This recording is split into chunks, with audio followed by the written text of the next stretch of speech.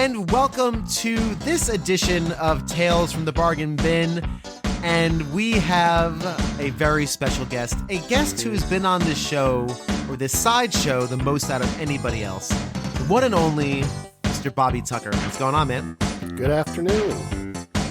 Or morning or evening, depending on when you're listening to this podcast. We are here to talk about what year did this game come out? I don't even know. 1992 Super Nintendo game NCAA Basketball, just in time for March Madness. We are recording this at the end of February. I don't know when March Madness starts, and I don't even think it's in March. So this is going to be a little well-timed, hopefully, edition of the show. So, Bobby, we owned this as kids, as young people. Whose was this? Was this yours? Was this mine? How did we acquire this title? Definitely yours. Yeah. Okay. Okay. Do you know who we received it from? This feels like an Aunt Nancy game to me. I think so, but I'm not sure. This feels like it because, Bobby, you correct me if things have changed in the last 20-something years.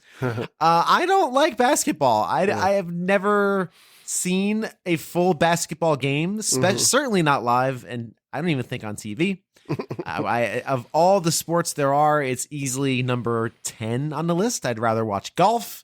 I'd rather watch probably tennis. I don't know. Basketball is not my thing. I don't know. I'm just not a fan. People are. That's fine. So why did someone buy me a basketball game, Bobby? Can you explain this? Basketball, I think in the 90s especially was the era of Michael Jordan and Scottie Pippen. And I think every young person was kind of a basketball fan, at least just by proxy. Other than that, I have no idea, because you were always a hockey fan, even from the beginning. And right. My first sport was baseball, so I don't know where basketball. 92 confuses me because I thought that game was like 96, but it's early. Yeah, it's way earlier than I thought, and but it might have just like Nancy might have seen it like when perusing Toys R Us and just thought, oh, this looks like fun, or she might have even asked like a person who works there, like, is this a good game? And sure. It was a big deal for the time because it did actually have the colleges that were at the time. They had licensed the names of the colleges. I don't know if any of the players were, but the colleges were there. Yeah, the players weren't there because it's college, so they kind of go in and out. They're graduating and whatnot, so that makes sense. That they wouldn't have I think it was just like a sports game, but I don't know. It's interesting. Yeah, none of us ever played basketball. None of us really watched it. No. And not only that, it's college basketball, and we grew up in the Northeast, New Jersey, where nobody cares about college anything. College sports, no.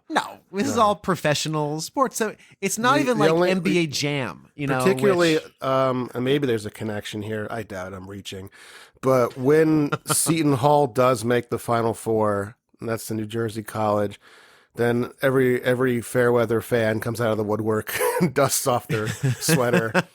My friend Joe would show up at the bar with his Seton Hall. Hey, what about it? I'm like, yeah, name a player. Come on. Yeah, name one. Name one. And then when they lost, it was like it never happened. So. Yeah. I completely forgot Seton Hall is in New Jersey. That's right. And they're good. They're a good college basketball team for sure, but it's just it's where in Jersey do they reside? They're in Orange or South Orange, I forget which. Really, that close? So we grew up in Bluefield, which is basically Essex County. South Orange is still Essex County, I think. Yes, absolutely. Wow, I completely forgot Seton Hall is in New Jersey. Yeah. If you had pressed me, I'd be like, I think you're like New York, like all those other college New York teams that no one cares about. Yeah, the only in the Northeast, like you get New York State, where you'll get Syracuse, right? And I only know that because my boss's daughter went there, so I know that was a big deal. They're a good team, and then like Pennsylvania has Penn State, and they have a very strong alma mater or graduate. People graduate from there, like still have their like flags outside their house. Oh yeah, no. But that's it. But in New Jersey, it's just Seton Hall. I don't even know if Princeton has a team. They do. It's news to me.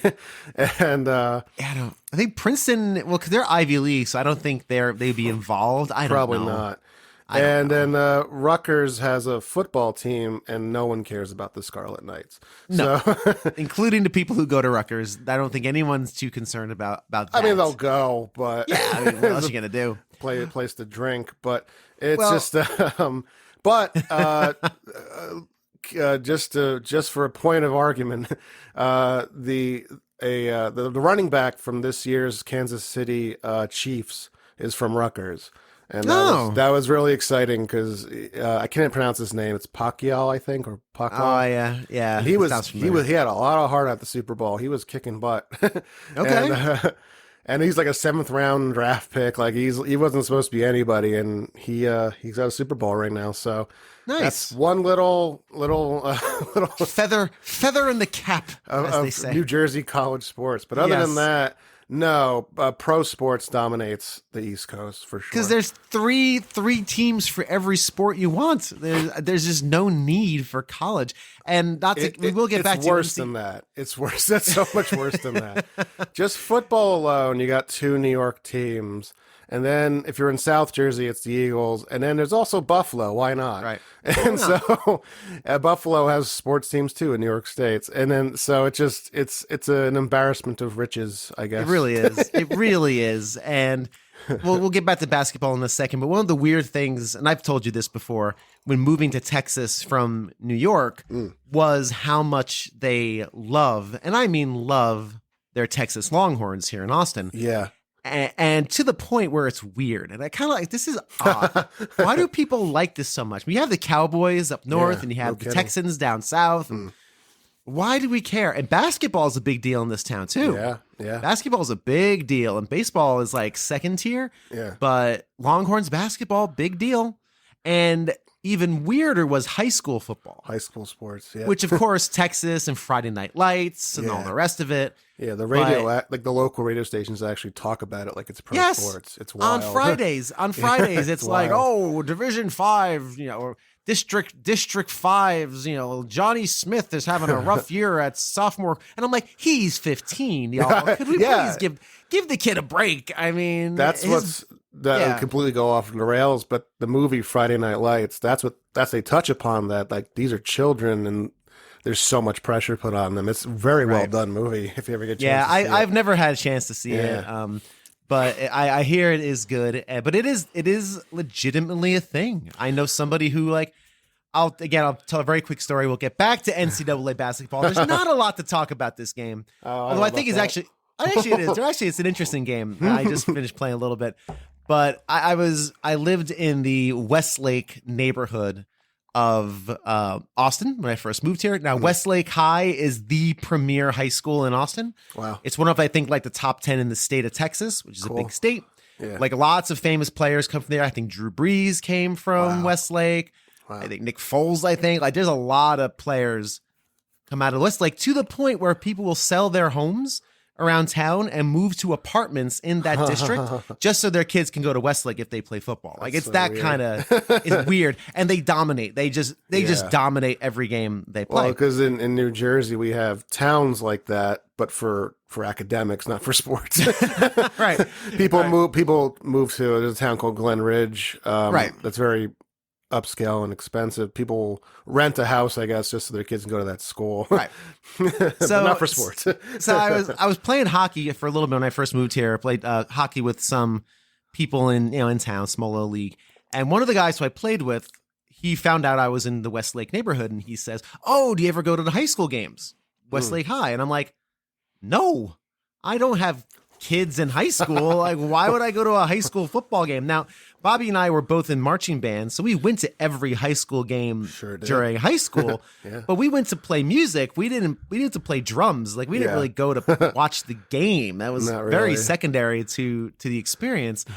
And I'm like, "No, why would I?" He's like, I'm like, "You can just go to a football game?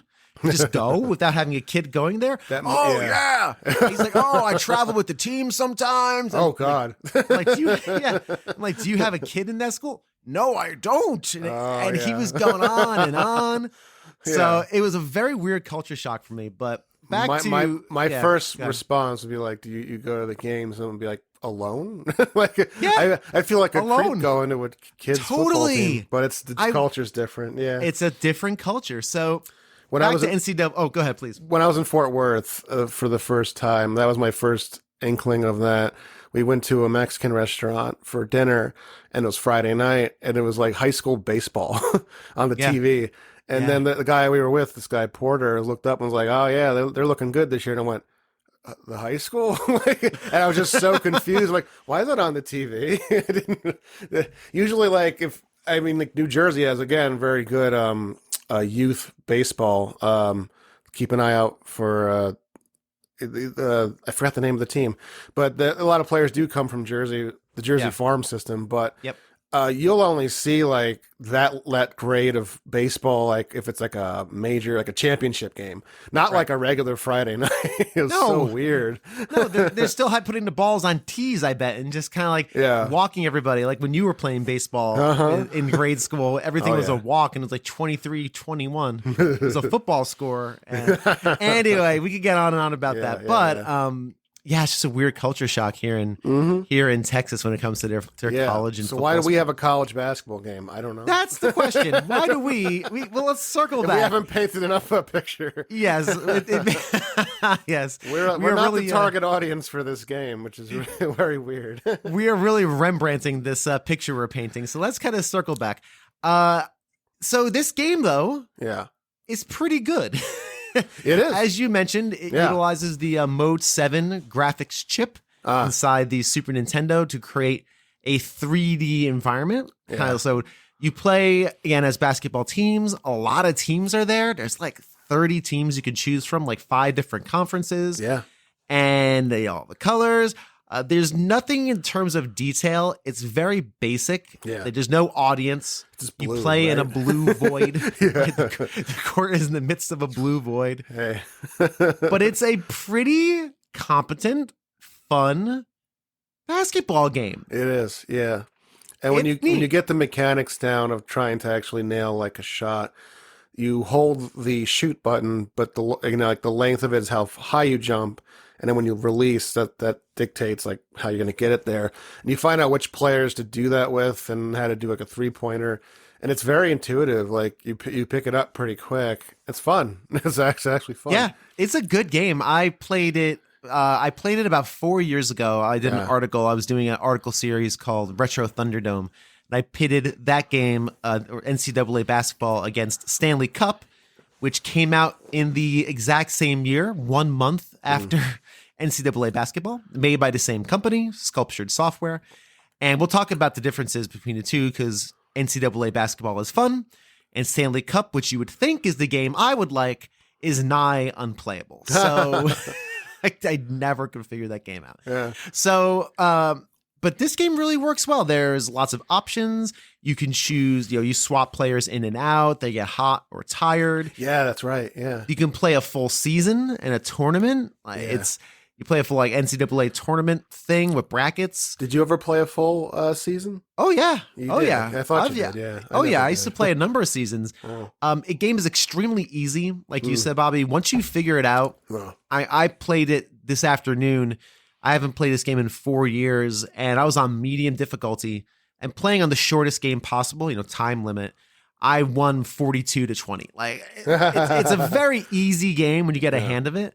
Like you said, Bobby, you just find the 3-point shooter and just Steph Curry your way into success and fame. Yeah. Do you have any recollection? But the only knock against this game, and I think it's a pretty big one, as far as I know, it's a 1-player game only.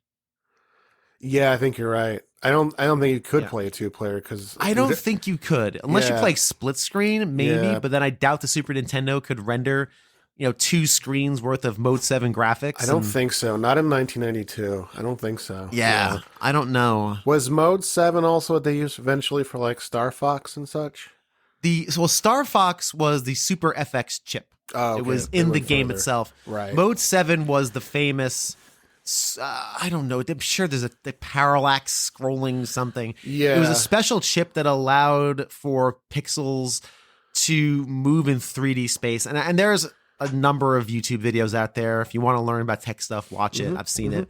But essentially, it allowed for, the title screen to pop in and out, when it came in, or in Pilot Wings is a good example of that technology. I was going to say probably rotate. Flying or racing games are probably a good use for that. Yeah. Yes. It allowed the background to rotate around a sprite as opposed to the other way around. Oh, F-Zero.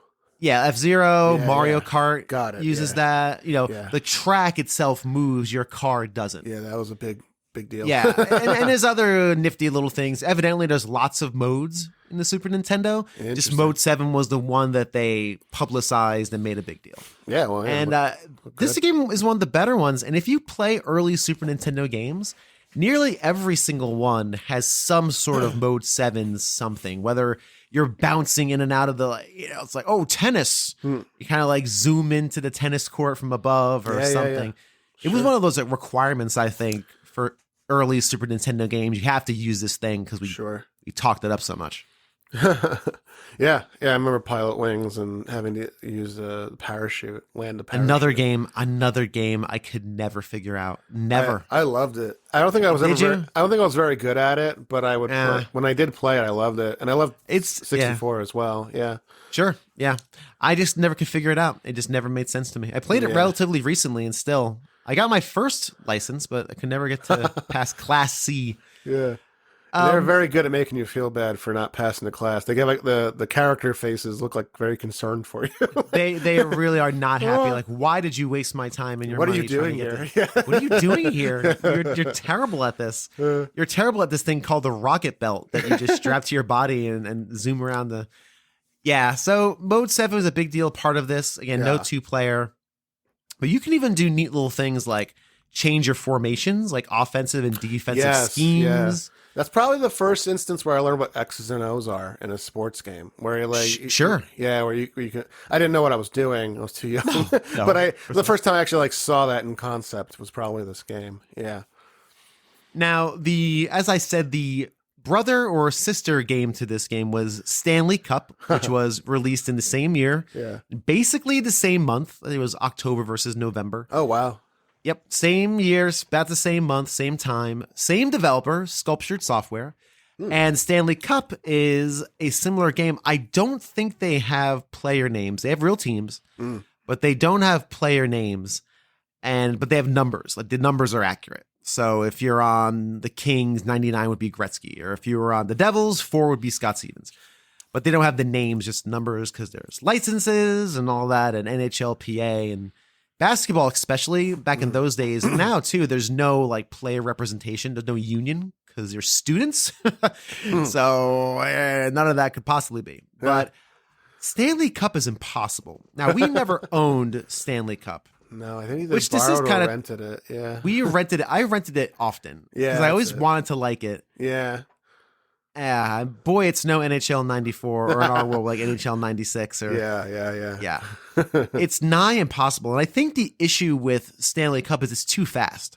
Yeah, so everything is just a mess of pixels. It's the same engine, essentially, but the basketball game just looks cleaner. It's slower. Yeah, you can dribble up the ball, and it that format lends itself better to basketball than ice hockey. Yeah, I guess that's it. Because in ice hockey, the rink is constantly shifting because you're constantly changing possession. In hockey, that's kind of how hockey works. Right. So every time you change position, the whole field has to flip, and it's very disorienting, very strange, and I don't know anybody who's good at it ever. Was there a standalone goalie mode, if I remember correctly? Because that's like the only application for that game that makes kind of sense. I think there might have been, but you could have played as a goalie in NHL 94. Yeah, but in that camera angle, I can imagine playing goalie and blocking pucks. Like that's like a goalie simulator. That's the only way I think that game could actually kind of work. But yeah, that's true. I kind of remember there being a goalie only mode, but I don't. You might be thinking of Blades of Steel. Oh boy! Because in Blades of Steel, you can. I think if you go to overtime and it elapses, you can go to shootout, and then you play as the goalie, and you have to kind of predict where the puck is going to go. It's hard. Yeah. It's a guessing game at that point. Definitely. So, yeah. Another fun thing that because I was probably too young to play this game. Back to NCAA was to get the ball out of the other person's hands. You can slap, and it actually makes a slap sound. Yes. And I would just slap the heck out of the other players, Yes. which constantly causes fouls. Yes. Go foul, and then it make me either do a penalty shoot. Oh man, if you can't tell, I don't watch basketball. What is it called? A free throw, Bobby. A free throw? Okay. Yes, not a penalty shoot, a free throw.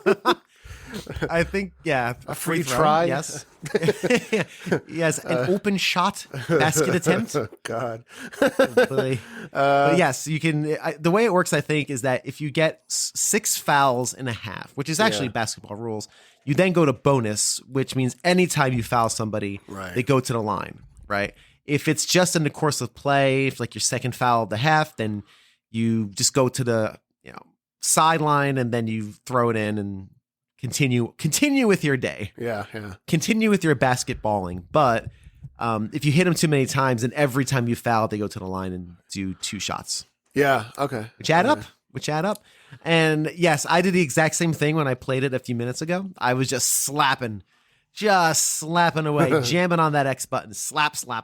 Yeah, just slapping all along. Oh, just. But it was very along. satisfying when you pick off a ball. So it's great. That was really fun.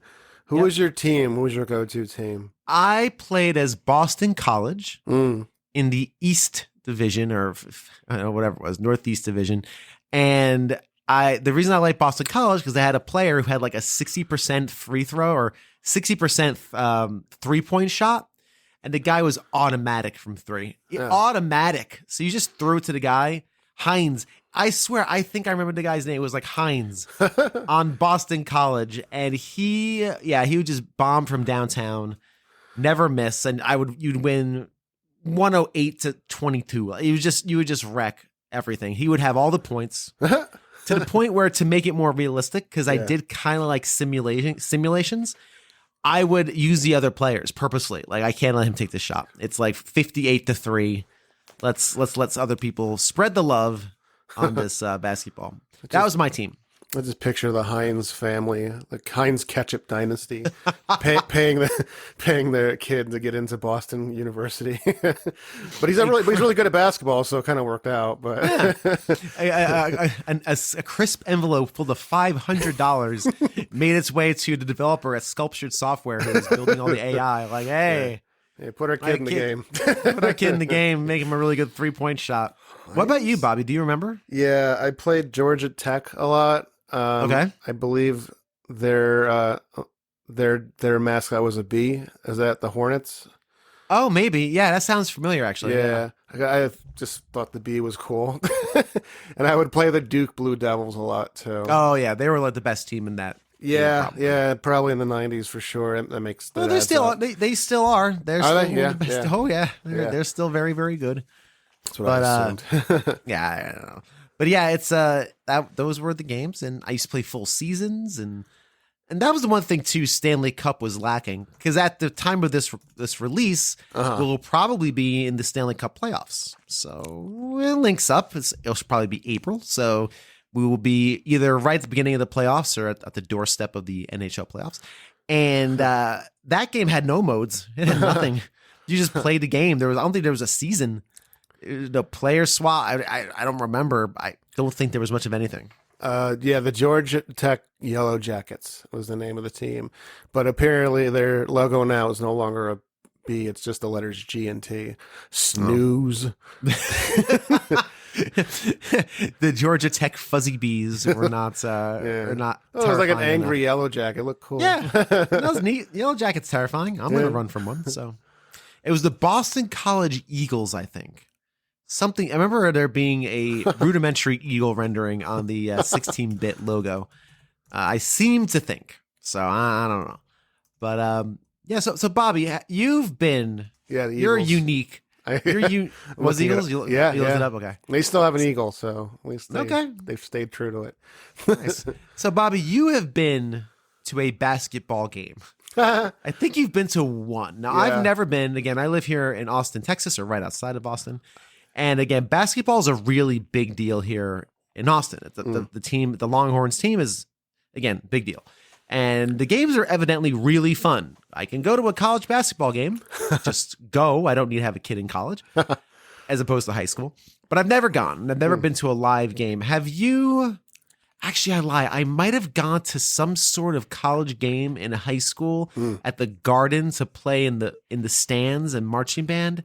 I think that could have been a dream. It's very likely. But Bobby, you've been to an actual professional sports basketball game once. Yeah, you had like box seats or something. Yes. Well, back to our Aunt Nancy. She worked for Public Service Electric and Gas, PSE&G, and they had a box at the Continental Airlines Arena in the Meadowlands, and so she scored some. It may have been like bring your kid to the box, bring a kid or a nephew to the box seats day, or maybe they were just extra tickets. I'm not sure. My company has a box as well, so the tickets sometimes go up for grabs. But she took me to the New Jersey Nets, who today are now the Brooklyn Nets, for those who follow basketball. The Nets were okay in the 90s in New Jersey, and they play the Toronto Raptors, who I believe won the whole thing a couple years ago. So I got to see a championship team. And I've been to that arena before for hockey, of course, for Devils, but I never saw basketball. And I never noticed on the scoreboard there was a third digit for score. And I went, oh, and the final score to that game was like 110 to 105, and I realized I don't like basketball because I think I might just be too easy to score in this game. But that's just my, I'm used to like soccer and hockey where it's really hard to score. Yeah. So when you do, it's like it can change the whole game. But this they were going back and forth to the hundreds, and I just found that kind of bizarre. And so the first time I ever saw the third digit lit up. So I did see a game, and all I do remember is that in the box seat there was a buffet of like soda and hot dogs, and boy did I go to town. I think I can't like compete in a hot dog contest, but I don't know. I had my fill. When they're free, you can pack them away. Oh yeah, yeah. Especially in the game, you're not really that interested in the game. Like, I'm just going to keep hanging out by the hot dogs. And you're not the age where you're drinking, so it's not like you're drinking beers or anything. No. So hot dogs are your hot dogs and Pepsi, for sure. That's it. Oh my God. Oh my God. It felt like death after. But, we kids can burn that off pretty fast. Metabolism's pretty good. Yeah. I can't imagine now. Today I would be on the floor napping. They'd have to roll me out of the arena down the ramp. But the caffeine would keep me up.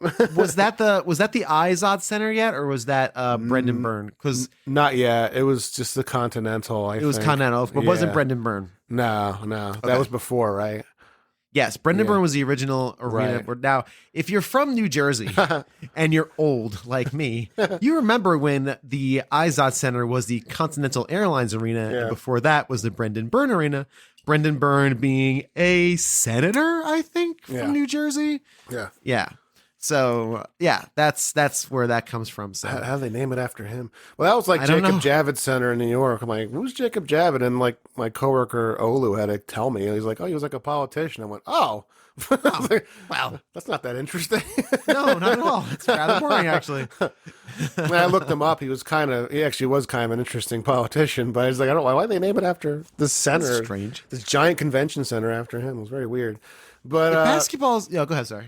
Yeah, it went from Brandon Burr to Continental, which today is United Airlines. Just thought I should point that out. True. Who knows what the heck that is? Yep. And then it became Izod, which still makes clothes today, I think. And now I don't know. And I shouldn't say that. I own an Izod fleece, but it's pretty old, so I don't know. I haven't checked if Izod's still around. I just assume they are because I have a piece of their clothing. No, I have a pair of jeans from them. Yeah, no, they're still around. Okay. I'm not going to look into this. No, it's not really worth it. I will say basketball is interesting because, like you said, Bobby, I grew up playing hockey, and you grew up liking basketball and baseball. The weird thing about basketball is, I'm sure people can argue with me on this one, and I'd love to hear it. Actually, like why do you like basketball so much? It feels like a tug of war. Yeah, because the points are really not all that important, and there's no big play. Like in hockey or soccer, a goal is a big deal. Yeah. Right. Wah, everyone cheers and dancing. That's great. Yeah. In baseball, you have a big play, the home run. In football, you have the touchdown, right? There's no big play in basketball because even if it's like a 3-point shot, it's just 1 point more than a 2-point shot. Yeah. If a 3-point shot was like 8 and a regular shot was 2, okay, I could see it. As long as you keep the ball away from that guy, you can make up those 3 points. And, and even like a slam dunk, which is impressive, still only 2 points. Like, I thought it was 1 point. No. No. Oh, no. It's 2? Okay. Wow, I really don't know. I don't know basketball. It's 2. So it's just an interesting game where it's like tug of war. Yeah. And it's only really great in the last 5 minutes of a game if it's close. Because if it's not close, there's no real thing. Because again, even in like a blowout baseball game, a home run is still cool. Like a goal is still cool in soccer, even if you're down 4-0, as they say. Yeah. I don't know. It definitely, if it's a close game and it's like the last 5 minutes, basketball becomes very intense.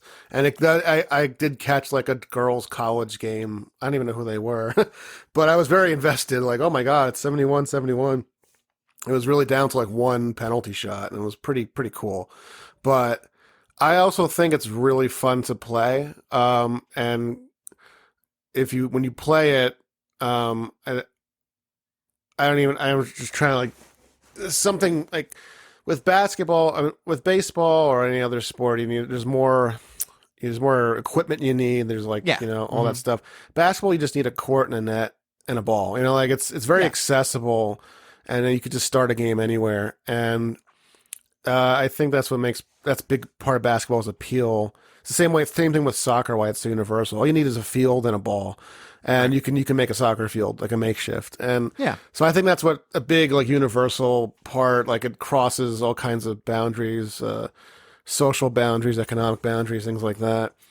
And I think unlike hockey, which is very elitist. It is. The equipment's very expensive. You need an ice rink. You need a rink, you need ice skates, you need a lot of stuff. And even if you're in hockey, you're like in like New England, like to get ice time, you need to do it like 4 a.m. Oh, it's ridiculous. During the and it's different in Canada, I know, but in America, to get ice time for ice hockey, it's like you have to get up super early before school. And so if you ever seen an American like hockey player, like they put in a lot of commitment for that, and their parents did.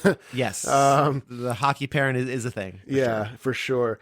But I think that's what makes basketball so appealing, and it just crosses so many like. It just has a bigger mass appeal for that reason. It's accessible. It's more accessible. And but I just think the scoring's too easy. It's just weird. It's just again. I'm sure there's intrigue to it. But like when you have, I find fascinating. Yeah, when you have a team that's like offensively matched and it gets tight the whole time, then it is exciting for sure. But when you have a team that's like dominating, it's like I don't really get it. Yeah, exactly. So it's just an odd thing. And it's not a sport I really got into. Again, hockey is very elitist. It's not quite equestrian. It's not quite that, but it's the sport of kings, thoroughbred racing. If you go to an actual horse track, it's anything but. Is it? No, it's not. Not anymore. No one's wearing. No one's got a monocle on. No. The only time you ever see the Kentucky Derby is like that's where you see like the elitism of it. But people are getting into the pageantry of it. A regular day at the track, it's a weird vibe. This will be a quick little aside to kind of take us out of here. I've bet on horses before. Yeah, you've been to the track a number of times with our good pal Brian Parks. Yeah. Brian Parks, who loves himself a wager or two. Yeah, he does. You've seen the ponies. You've gone to Monmouth. I've seen thoroughbred. I've seen American Pharaoh in person. Wow, really? Triple Crown winner. Yeah. Wow. Okay. I remember that. If you ever want to see an animal look like a racehorse, it's a race car. It was pretty amazing. Yeah. Yeah. He did the third bend, and it was like if he had like nitrous oxide in him, he just went. I was like, that was a horse. The heck? Like his odds were stupid too. Now is the mental image for? I've never been to a horse race in my life. I'd like to go once. There's some in Texas. Yeah.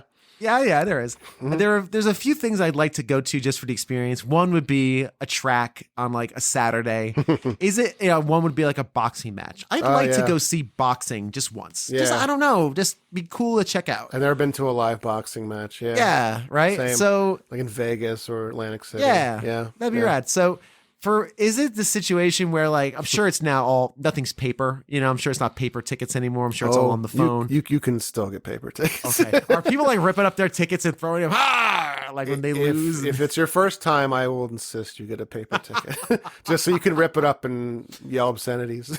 Oh, that's great. I want to do that. Yeah. And I'm sure you just bet on the favorite name, right? There's no way you're like, all right, here's the trifecta parlay or...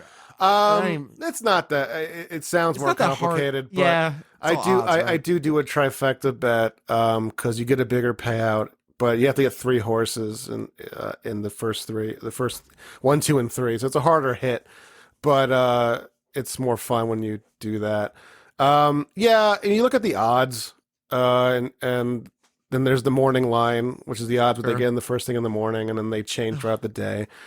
But also there's an app that shows you like, I don't know how good some horses are. And I just kind of use that. I do remember the old, the OTBs in New York were always, a little sketchy walking by Port Authority. Sure. There's a big OTB. It was little sketch walking by there. I don't know. It's just something I would like to experience. They're still around. Once. Yeah. Oh yeah. Well, now, I mean, like these days they still have like, they're called sports books and you can bet on horses and people. So you bet on professional sports. I would just go there and drop like a $5 bet on the worst horse they have. I do that at least once. Anytime I go, I'll bet on the fattest horse to win. 50 to 1 Factory. Horse. Yeah. A donkey they mistaken for a horse. Yeah. But Stumpy the third. You're like, oh, hey, Stumpy. And you just watch him waddle. Yeah. Waddles to the finish line. It's also, it's just, I don't want to paint this I don't bet on horses that often. No, I know. I just find it funny people getting you've the wrong done idea. Yeah, I've been to actual horse tracks. Yeah. You have a friend who's really into it. Really into it. Outside of football, his favorite sport is horse racing, which is like so interesting. It's so rare. Yeah. My friend, he asked my friend Joe once, a mutual friend of ours. He's like, "Hey, do you want to go to the track?" And Joe was like, "What is this? The 30s? What do you mean the track? Like what track are you talking about? The Meadowlands? They have horse racing." He's like, "Okay." And same experience I did. It was like, this is pretty interesting. This is pretty awesome. It's a sport out of time, it feels like. And I think it's pretty neat that Brian's into that. He is a man out of the 50s, though. So he's in the wrong time period. He really did grow up in the wrong time period. He still picks up the Post newspaper and to catch up on sports. I'm like, you have an iPhone, Brian. But the Post, it's good. And I'm like, it's not good. It's good newspaper. It's not good. No, your hands get dirty and it's outdated immediately. The second it's printed, it's outdated. Let's close out this affair, Bobby. NCAA basketball for the Super Nintendo by Sculptured Software, released in 1992. Are we going to keep it in the collection, or are we going to put it back in the bin? Keep it. Definitely. I think everyone should try it at least once. I think they should. And I give Aunt Nancy credit. I don't know. Yeah. We should probably just ask her. Like, but I doubt she remembers. I mean, yeah, but it might have just been like basketball was popular, and it always is kind of popular. And I think she's just like, no, we like sports games or video games in general. So it kind of just. And I give her credit. Something you and I wouldn't consider buying, and when you try something you wouldn't normally try. It expands your mind a little bit, and I love it. All the interesting games we had as kids came from Aunt Nancy, and I feel like I bag on it a little bit on this series. I really don't mean to, because a lot of times they were fun and they were good. Yeah, and she probably just went, like you said, to a KB Toys or Electronics Boutique, and hey, kids are into basketball, and she always tried. Like she always really made a good effort. So again, I'm not bagging on Aunt Nancy because. Again, a lot of the interesting games in our collection came from her, or else we would have nothing but the hits. Because That's the key, is when you get games like that from a peripheral source. You sort of like it challenges you and either like find something new you like. And I would never think I like college basketball. I mean, I still don't really follow it, but I appreciate it. Yeah. So I know some of the rules. I know that it's called a free throw, not a penalty point. I guess it didn't stick with me, but I tease, of course. Thank you so much for checking out the show. If you enjoyed this palaver, then there's a whole bunch of palaver sitting in the archives right now. You can easily go peruse at your leisure. Check me out on Twitter at @gamerlooks4040. Feel free to join my Discord if you haven't already. And I also have a Patreon. So those are all the things you can support. And if nothing else, a rating and review on iTunes. I keep saying iTunes. It doesn't exist anymore. It's Apple Podcasts. Oh, okay. Or wherever you get your favorite shows is greatly appreciated. Mr. Bobby, thanks again for joining me. And until next time, continue playing that basket game that we don't know anything about. All right. Thanks. Bye.